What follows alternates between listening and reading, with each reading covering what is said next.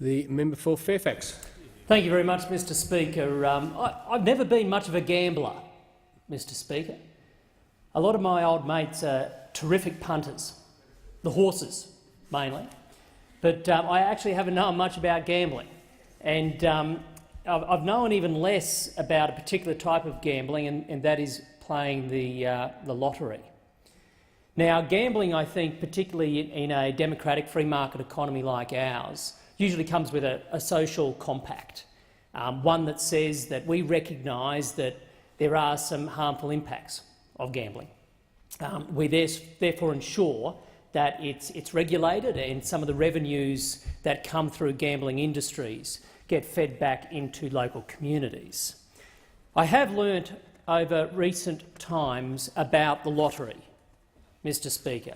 Now, typically they operate at state and territory levels, although there are some national lottery games. While state government-owned operations used to be a major player in the industry, many have since been privatised, so you've got a mix of private, government and not-for-profit lotteries in the industry. They're well regulated and well taxed. State and territory lotteries contributed over $1.1 billion on specific lottery taxes in FY 16-17. Communities do stand to gain from tax revenues that go back into the community's hospitals, schools, roads, services and, of course, charities. And beyond those who operate directly in the lottery sector, such as TATs and the like, you also have small businesses. There are over 4,000 registered lottery retailers in Australia, mostly family-run news agencies and convenience stores. So this is a vital part of our small business economy.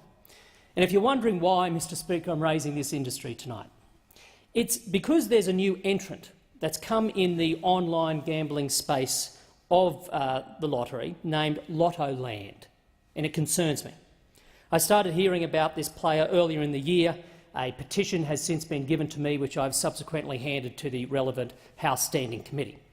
Now, Lottoland is a foreign online gambling business that manages players' bets on the outcome of lotteries overseas. I have no in-principle problem with that. I'm a free trader.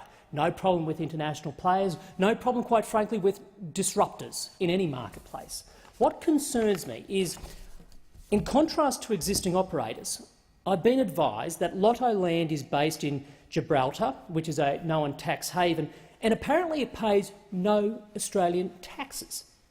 I've been advised that it only pays a $500,000 licensing fee annually to the Northern Territory government and is subject to no other compliance cost or regulation beyond that, including no state or territory lottery taxes.